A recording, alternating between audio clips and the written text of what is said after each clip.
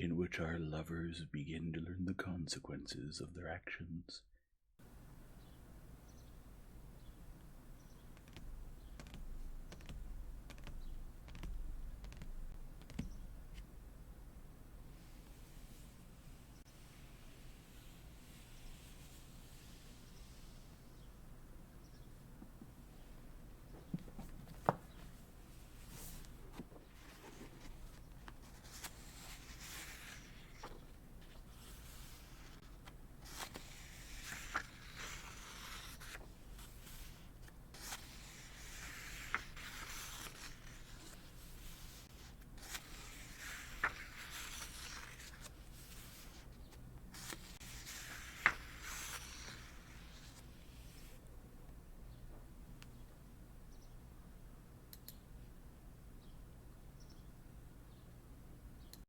Chapter 29. The carrying out of Levine's plan presented many difficulties, but he struggled with all his might and achieved, if not what he wished, at least something which, without deceiving himself, he could believe was worth the effort. One of the main difficulties was that the work was already in progress, that he could not stop everything and start over from the beginning, but had to retune the machine while it was running. When, on returning home that same evening, he told the steward about his plans, the steward was obviously pleased to agree with the part of his speech which showed that everything done up to then was nonsense and unprofitable. The steward said that he had long been saying so, but no one had wanted to listen to him. As far as Levine's proposal was concerned, that he participate as a shareholder along with the workers in the whole farming enterprise, to this the steward responded only with great dejection and no definite opinion, and immediately began talking about the necessity of transporting the remaining sheaves of rye the next day, and seeing to the cross-ploughing, so that Levine felt that now was not the time for it. Talking with the peasants about the same thing, and offering to lease them the land on new conditions, he also ran into the chief difficulty that they were so busy with the current day's work they had no time to consider the advantages and disadvantages of the undertaking. A naive mujik, Ivan the cowman, seemed to have fully understood Levine's proposal, that he and his family share in the profits of the cattle yard, and was sympathetic with the undertaking. But when Levine impressed upon him his future advantages, Ivan's face showed alarm and regret that he could not listen to it all to the end, and he hastened to find something to do that could not be put off, taking the fork to finish heaping up hay from the cattle yard, or fetching water, or clearing away manure. Another difficulty lay in the peasants' invincible mistrust of any other purpose on the landowner's part than the desire to fleece them as much as possible.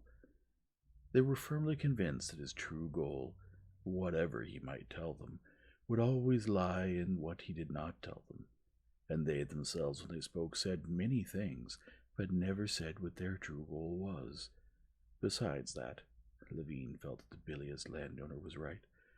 The peasants put down as the first and immutable condition of any agreement whatsoever that they not be forced to employ new methods of farming or to make use of new tools.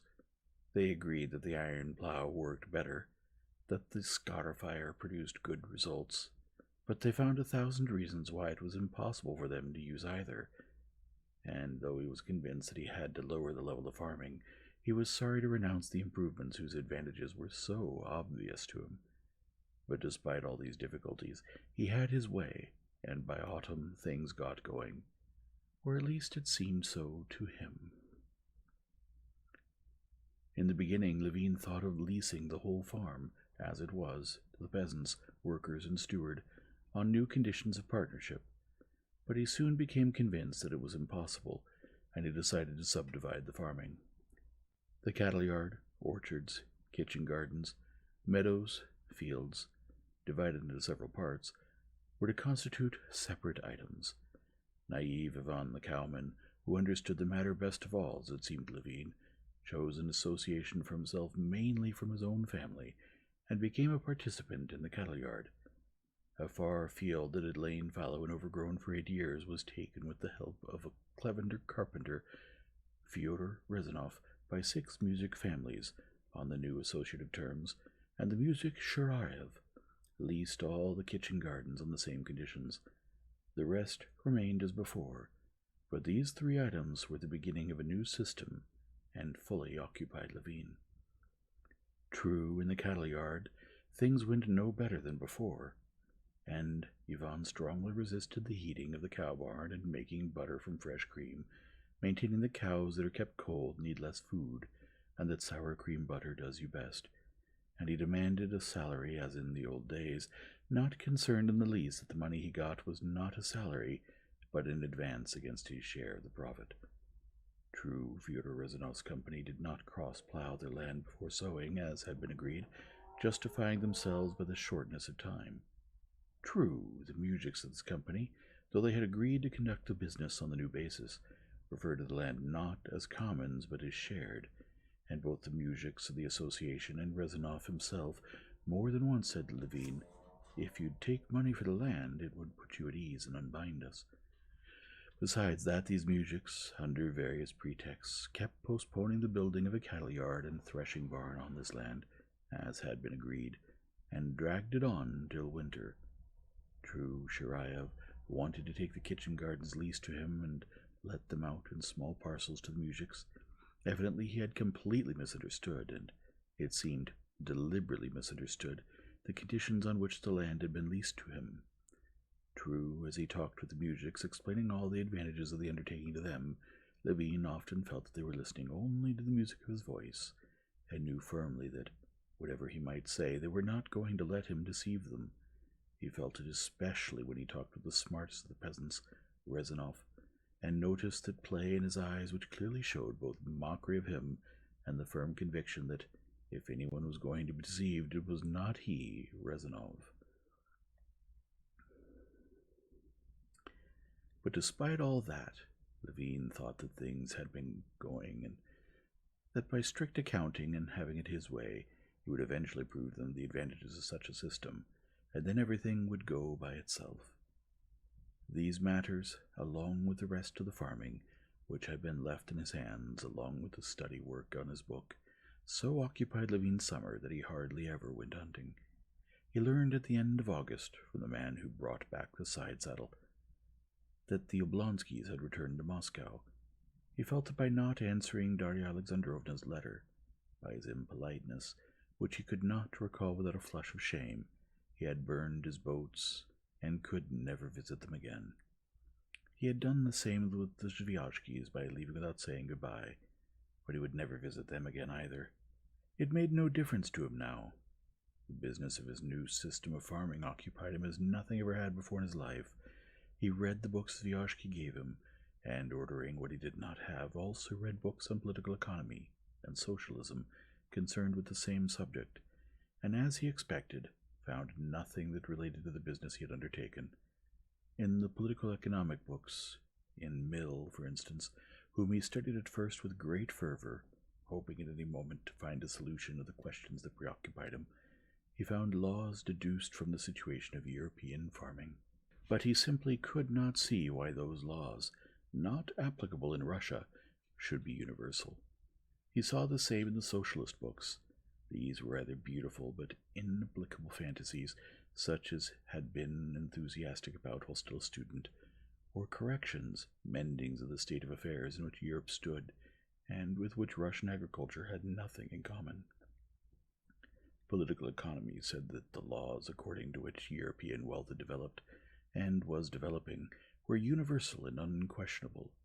Socialist teaching said that the development according to these laws led to ruin, and neither the one nor the other gave, not only an answer, but even the slightest hint of what he, Levine, and all Russian peasants and landowners were to do with their millions of hands and acres, so that they would be the most productive for the most common good.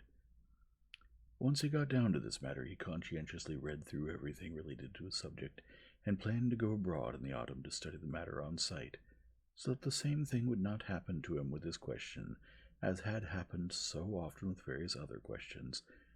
Just as he was beginning to understand his interlocutor's thought, and to explain his own, he would suddenly be told, "And what about Kaufmann, and Jones, and Dubois, and Micheli?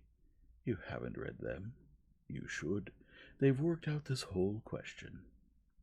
He now saw clearly that Kaufman and Michelli had nothing to tell him. He knew what he wanted. He saw that Russia had excellent land, excellent workers, and that in some cases, as with the Mujiks halfway there, workers and land produced much. But in the majority of cases, when capital was employed European style, they produced little, and that this came only from the fact that the workers wanted to work, and to work well in the one way natural to them, and that their resistance was not accidental, but constant and rooted in the spirit of the peasantry. He thought that the Russian peasantry, called upon to inhabit and cultivate vast, unoccupied spaces, consciously kept the methods necessary for it until all the lands were occupied, and that these methods were not at all as bad as was usually thought. And he wanted to prove it theoretically in his book, and in practice on his estate.